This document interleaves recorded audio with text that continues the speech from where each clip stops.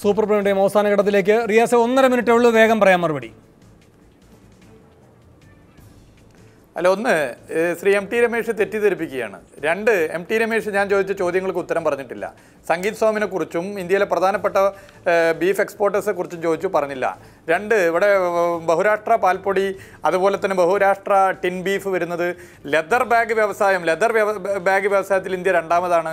അതിൻ്റെ പ്രശ്നം ഇതിനെക്കുറിച്ചും അദ്ദേഹം ചൂണ്ടിക്കാണിച്ചത് മറുപടി പറയാൻ തയ്യാറായില്ല. മൂന്നാമത്തെ പ്രശ്നം, ഇത്ര വലിയ കർഷക സ്നേഹമാണെങ്കിൽ BJP 3 വർഷമായല്ലോ, BJP പ്രകടന പത്രികയിൽ നരേന്ദ്ര മോഡി സർക്കാർ മാറ്റം വരുത്തുമെന്ന് പറഞ്ഞ, മൻമോഹൻ സിംഗ് സർക്കാരിൽ നിന്ന് മാറ്റം വരുത്തുമെന്ന് പറഞ്ഞ കാർഷിക മേഖലയിലെ ഇറക്കുമതി നയം ഇപ്പോഴും പിന്തുടരുന്നു.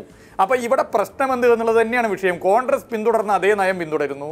കോൺഗ്രസ് പിന്തുടർന്ന അതേ നയം പിന്തുടർന്നു പോകുമ്പോൾ വിഷയങ്ങളിൽ നിന്നും അജണ്ടയെ വഴിമാറ്റാൻ, ജനങ്ങളെ ഭിന്നിപ്പിക്കാൻ വേണ്ടി 30 സെക്കൻഡ് രമേശ് അധികം എടുക്കരുത്, മറുപടി.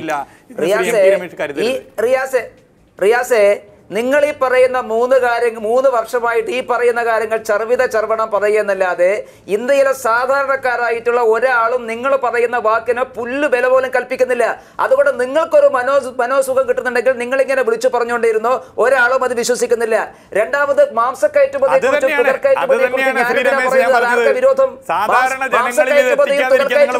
രാജ്യത്തുണ്ട്, ഞങ്ങളതൊന്നും നിരോധിച്ചിട്ടില്ല. ബീഫ് കയറ്റിയേക്കാൻ പാടില്ല എന്ന് ഞങ്ങളാരും പറഞ്ഞിട്ടില്ല. അതിന് തുകല് കയറ്റിയേക്കാൻ വേണ്ടി പറഞ്ഞു പാടില്ല എന്ന് ഞങ്ങൾ ആരും പറഞ്ഞിട്ടില്ല. അതൊക്കെ നിങ്ങൾ ഉണ്ടാക്കുന്ന പ്രചരണങ്ങളാണ്.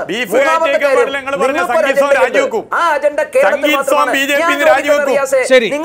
നിങ്ങളില്ല. ഇനി ഉണ്ടെങ്കിൽ എവിടെയെങ്കിലും നിങ്ങൾക്ക് ഈ ബീഫ്